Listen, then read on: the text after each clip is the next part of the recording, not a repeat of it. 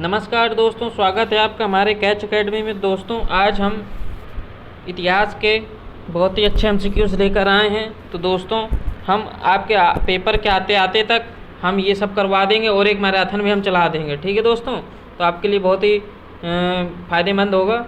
दोस्तों हमारे इस कैच एकेडमी को चैनल को सब्सक्राइब शेयर ज़रूर करें, लाइक करें। ठीक है दोस्तों, ज़्यादा शेयर करें तो बड़ी जो है तो आपकी कृपा हो जाए, यही हमारा जो है तो पूंजी है। चलिए दोस्तों बढ़ते हैं आगे। किस बौद्ध ग्रंथ में 16 महाजनपद के बारे में जानकारी मिलती है? ए दिव्यवदान में, महावंश में, अगुत्तर निकाय में, खुद्दक निकाय में। बताएं दोस्तों इसका राइट आंसर क्या होगा? तो दोस्तों इसका राइट आंसर होगा आपका अगुंतर निकाय में। ठीक है, अगुंतर निकाय में।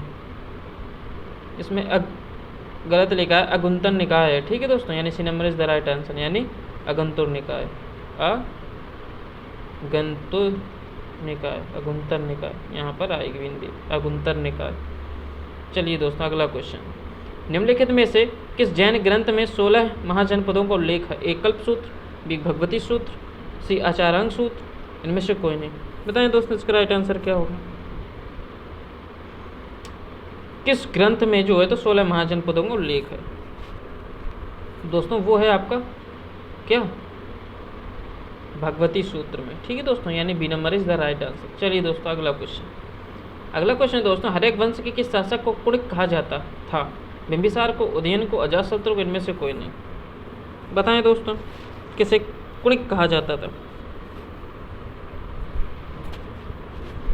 कुणिक कहा जाता था दोस्तों अजातशत्रु को। अजातशत्रु किसका पुत्र था? बिंबिसार का। ठीक है, बिंबिसार का क्या था? पुत्र था। कौन? अजातशत्रु। ठीक है, चलिए दोस्तों अगला क्वेश्चन। अगला क्वेश्चन दोस्तों, किस शासक ने गंगा एवं सोन नदियों के संगम पर पाटलिपुत्र नामक नगर की स्थापना की? अजातशत्रु, उदयन, अशोक, धननंद। बताएं दोस्तों इसका राइट आंसर क्या होगा?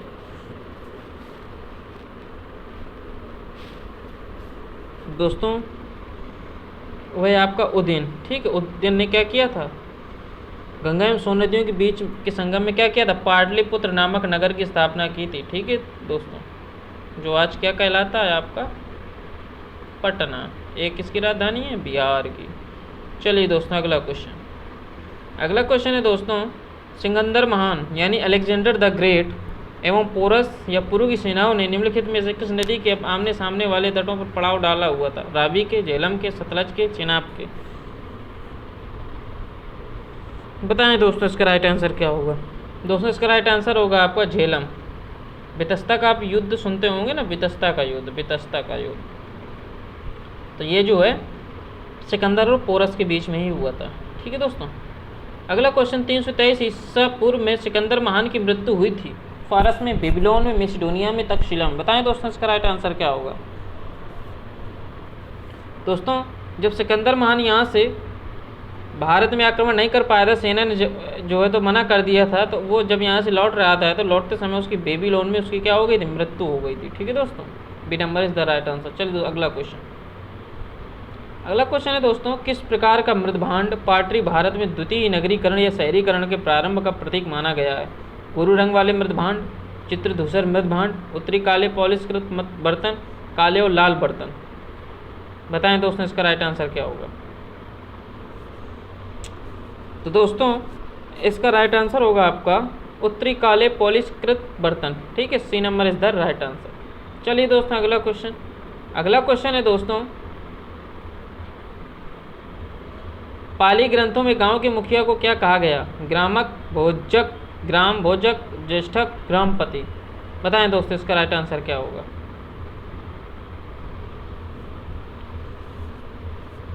दोस्तों इसका राइट आंसर होगा भोजक या ग्राम भोजक जो तो कहा जाता था गांव के मुखिया को। ठीक है, पाली ग्रंथों में। चलिए दोस्तों B number is the right answer. अगला क्वेश्चन, नंद वंश का संस्थापक कौन था? ए महानंदिन या नंदीवर्धन, कालाशोक, धनानंद, नागार्जुन। बताएं दोस्तों उसका राइट आंसर क्या होगा? दोस्तों आपको पता होना चाहिए कि महानंदिन जो है तो नंदिन वर्धन।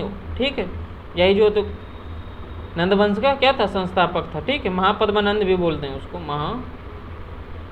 महापद्मनंद।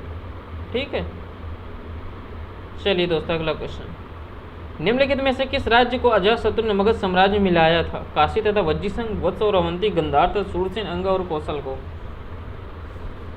बताएं दोस्तों इसका राइट आंसर क्या होगा?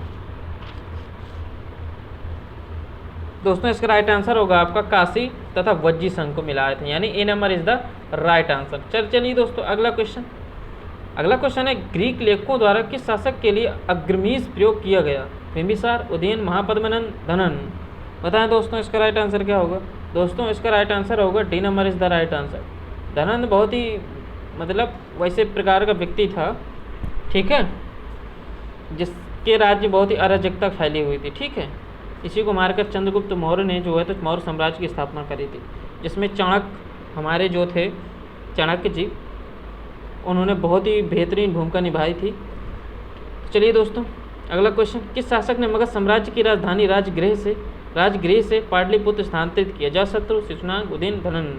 बताएं दोस्तों इसका राइट आंसर क्या होगा? दोस्तों वो होगा आपका उदयन। मैंने पहले ही बताया था कि गंगा और सोन नदी के बीच में जो राजधानी बसाई थी किसने? उदयन ने बसाई थी, तो यही right answer, C number is the right answer. अगला क्वेश्चन है, मगध साम्राज्य के उत्कर्ष का निम्नलिखित में से क्या कारण था? भौगोलिक स्थिति, सामरिक स्थिति, योग्य एवं शक्तिशाली शासक, उपरोक्त सभी। बताएं दोस्तों इसका राइट आंसर क्या होगा? इसका राइट आंसर होगा दोस्तों उपरोक्त सभी, यानी कि सभी इसके जो है तो मूल कारण थे जिससे वो उत्कर्ष पर था। चलिए दोस्तों अगला क्वेश्चन, शिशुनाग के समय में मगध साम्राज्य की राजधानी कहाँ थी? पाटलिपुत्र, राजगृह, वैशाली, वाराणसी। बताएं दोस्तों इसका राइट आंसर क्या होगा? तो दोस्तों इसका राइट आंसर होगा आपका पाटलिपुत्र। ठीक है, शिशुनाग के समय मगध साम्राज्य की राजधानी पाटलिपुत्र थी। चलिए दोस्तों अगला क्वेश्चन, अगला क्वेश्चन है, निम्नलिखित में से कौन सा एक अन्य तीनों के समसामयिक नहीं था? बिंबिसार, गौतम बुद्ध, मिलिंद, प्रसेनजीत। बताएं दोस्तों, अन्य तीनों के समसामयिक नहीं था। बताएं दोस्तों इसका राइट आंसर क्या होगा? दोस्तों इसका राइट आंसर होगा आपका मिलिंद।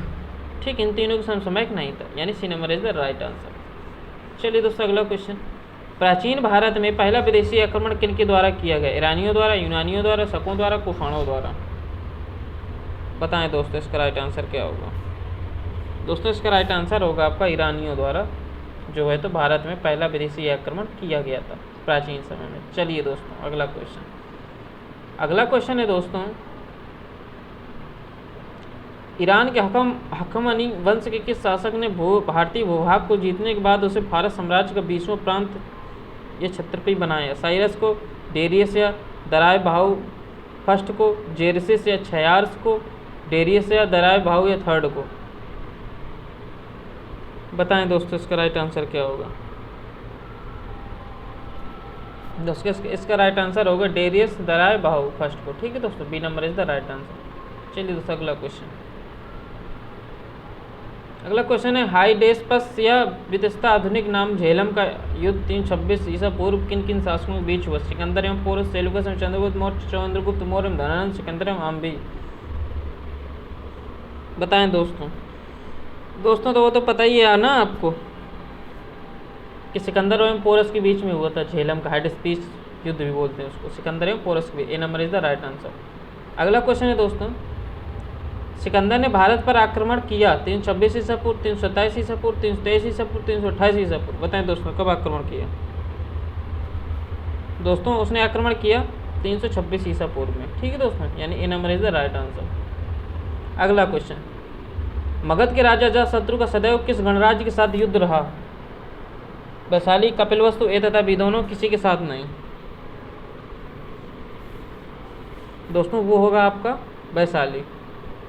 ठीक है, Vaishali is the right answer. अगला क्वेश्चन, सिकंदर के हमले के समय उत्तर भारत पर निम्नलिखित राजवंशों में से किस एक का शासन था? नंदवंश, मौर्यवंश, शुंगवंश, कण्ववंश। दोस्तों पता होना चाहिए आपको कि नंदवंश का शासन था। ठीक है, यानी A number is the right answer. चलिए दोस्तों, उस समय शासक था धनानंद। अगला क्वेश्चन दोस्तों, अभिलेखीय साक्ष्य से प्रकट होता है कि नंद राजा के आदेश से एक नहर खोदी गई थी, अंग में, वंग में, कलिंग में, मगध में। बताएं दोस्तों इसका राइट आंसर क्या होगा?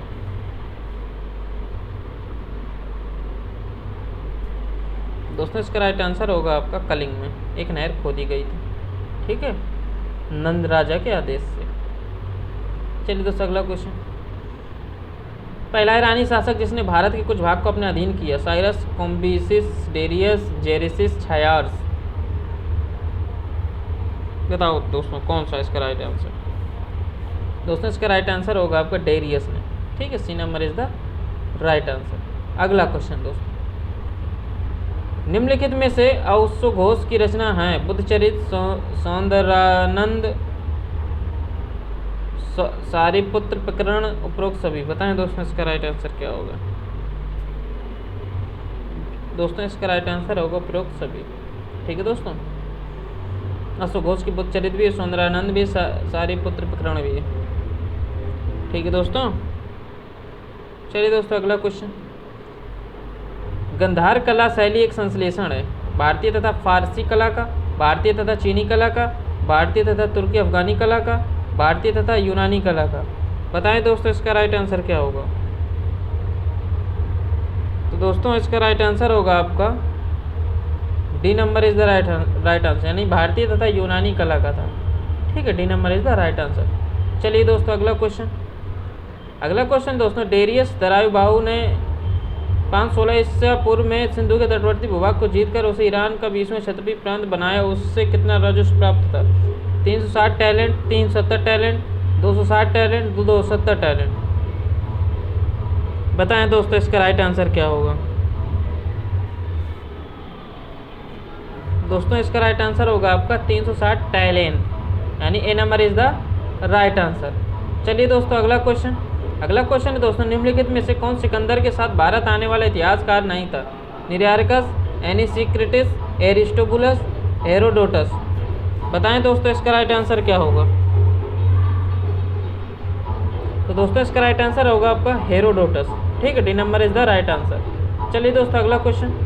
अगला क्वेश्चन है, महाजनपद काल में श्रेणियों के संचालक को कहा जाता था। श्रेष्ठिन, सेठ, जेठक, ग्राम भोजक। बताएं दोस्तों इसका राइट आंसर क्या होगा।